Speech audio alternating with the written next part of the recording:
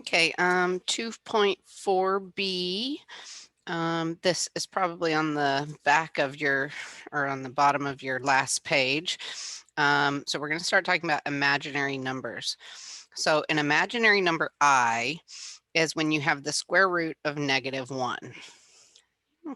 So this allows us to take square roots of negative numbers, which is important because anytime we're graphing, if we graph something like a parabola, okay, the fundamental theorem of algebra says that if we have some function, the greatest exponent is the number of times that this function will cross the x-axis. But you can see in this particular one, it does not appear to cross the x-axis. And the reason for that is because it's actually in an imaginary axis that's kind of coming out at us. So as this parabola comes out at us, you can see that it does cross the x-axis, but it crosses it somewhere up in the air here. So that's the imaginary axis. So that's why we have to deal with imaginary numbers. So the square root of -1 equals I. I squared is -1, and we can see that because we say, okay, well, -1 equals I, and I squared, so we're going to square this, and the square root and the square will cancel, and then you're just left with -1. Okay. Same for I to the third, so we would do the square root of -1 times the square root of -1 times the square root of -1. Well, this right here is -1. This is I. So that equals -I. Okay, so these are actually just found. And you can continue on and on and on. I to the fifth would start over at I to the sixth, I to the seventh, I to the eighth, okay, and so on and so forth. These two are the two big ones that you're really going to have to remember. Anything over that you can figure out just by multiplying. So complex numbers actually come in standard form. So this is A plus BI, where A is your real part and BI is your imaginary part. Okay, so B is going to be a real number and I means that that whole part is imaginary. Anytime we're talking about imaginary numbers or complex numbers, okay, so complex numbers come in the form, remember, real plus imaginary. So here we have two complex numbers, A plus BI and C plus DI. We can set them equal to each other, okay, only if the real parts are equal and the imaginary parts are equal. Okay, so we can actually add these. Okay, we can subtract them. And then we have the additive inverse where, you know, negative A minus BI is the inverse of A plus BI. In other words, when we add those two together, we get 0. Okay, that's what additive inverse means. Okay, so this is just all saying that there's ways to rewrite these complex numbers. Okay. So we're going to go on ahead and simplify. Okay, so this one right here, it's really important to pay attention. If there's a sign in between there, you have to absolutely make sure that you know what the sign is, because once we get to multiplying these things and dividing these things, then you're going to see that if there is no sign in between them, then it's going to be multiply or divide. Okay, so this says we're adding them. So in other words, we're just combining like terms. So pretend that your I here is just another variable. So 3 minus I plus this whole binomial is what it looks like, right? So this whole complex number. Okay, so we're going to combine like terms. 3 plus 2 is 5. And negative I plus 3I is positive 2I. Okay, so that's all I did there. Same thing here. We can either do these parts first or we can do these parts. Okay, and when we're looking at back to this sum of what it means, okay, we can break it apart into the real parts. So the 3 minus a -2 plus a -5. Okay, so we're going to get 3 plus 2, which is 5, minus 5 is 0. Okay, and then we would do our imaginary part. So that's a -3i plus an I, which is -2i. So my answer then in complex form would be -2i. Okay, so we can do that also. Okay, so you can either just combine the like terms or you can rewrite it. Okay. A couple of things that we haven't talked about here that I want to make sure that we cover. One thing is multiplying. So when we multiply,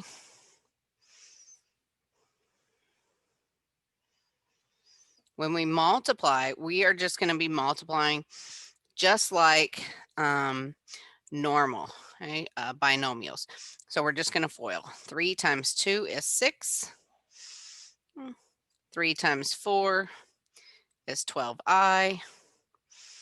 2i times 2 is 4i. And 2i times 4i is 8i squared. Okay, we're going to combine our like terms. So we have 6 plus 16i plus 8i squared. But remember, up here, what did we say I squared was? Well, we said it actually equals -1.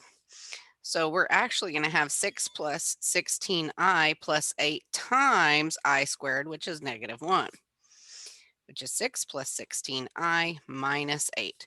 Now we can combine these like terms and we get -2 plus 16i. Okay, so that's one thing that we really need to cover and talk about. Make sure that you guys understand. Okay, so you also need to understand graphing.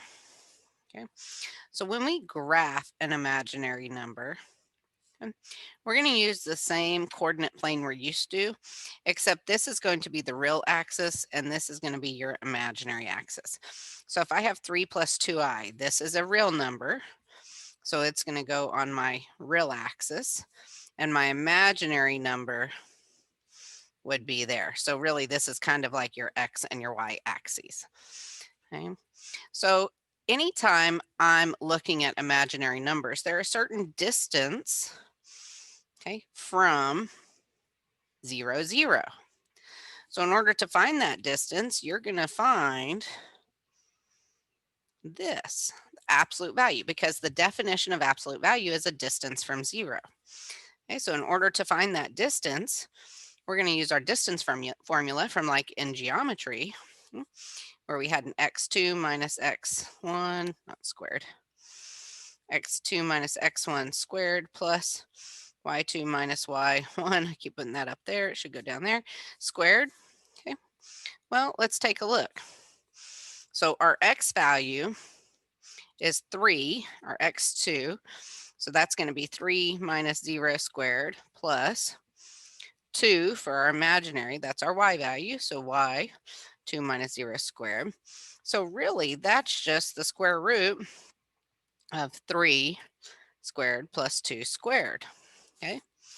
So our formula then is just the square root of a squared plus b squared.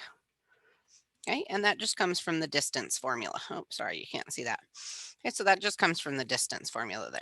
Okay, so a squared plus b squared. So the absolute value of an imaginary number or complex number is just the distance, the length from 0 to that point. Okay, and we use that by using this formula right here. Okay. So that's going to be the square root of 9 plus 4, which is the square root of 13, and that would be our answer. Okay, so let's see how we can use imaginary numbers when we're working on stuff here. So find all the roots of x squared plus x plus 9. So one thing that we are going to do is factor this, okay, if we can. Okay, so a times c, right? So that's going to be 9x squared. So that'd be 1 times 9 or 3 times 3. Okay, well, that doesn't work. So let's go on ahead and let's use the quadratic formula. Okay? So a equals 1, b equals 1, and c equals 9. So -1 plus or minus the square root of 1 squared minus 4 times 1 times 9 all over 2 times 1. So -1 plus or minus the square root of 1 minus 4 times 1 is 4 times 9 is 36 all over 2. Okay. So now we're just going to continue on.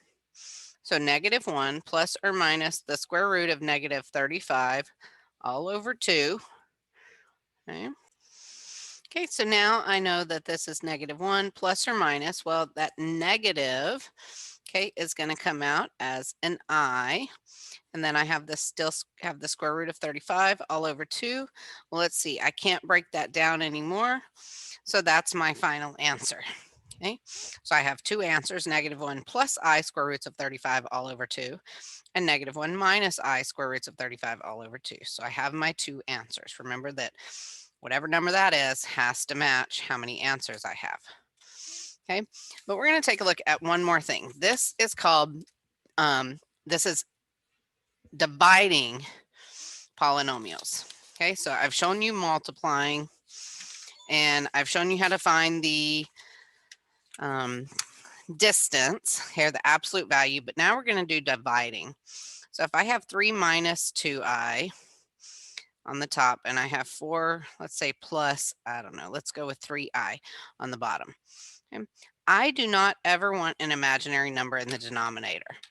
So what I'm going to do is I'm going to do what's called the complex conjugate. Okay. So the complex conjugate of an imaginary number is where I change just the sign on the imaginary part.